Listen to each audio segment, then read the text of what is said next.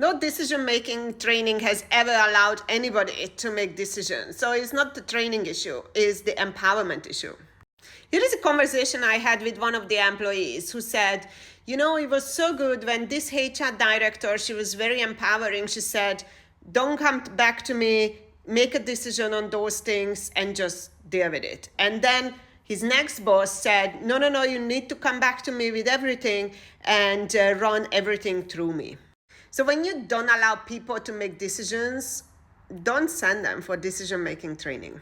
If you want people to make decisions, allow them. Help them, guide them, coach them, and help them to make better decisions.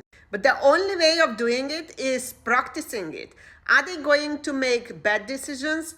Absolutely, 100%. That's part of it. But part of making decisions is to deal with the consequences of your decisions, right? So then you can be there and say, okay, so you made a mistake. How are you going to deal with it?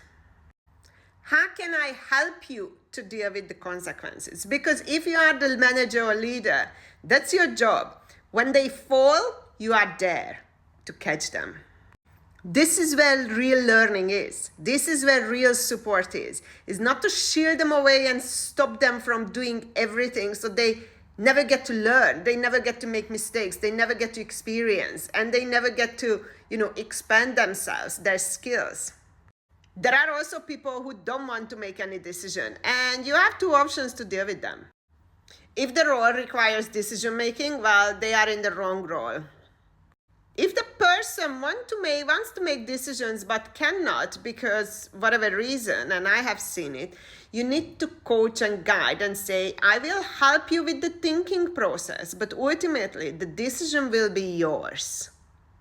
And practice that for months and months and months. Remember, developing people requires investment, time, your attention, and your guidance and coaching. Do that and see what happens in 6 months. People will be more comfortable doing things. You remember, you are training the brain, not the person. Much easier if you're looking at it this way.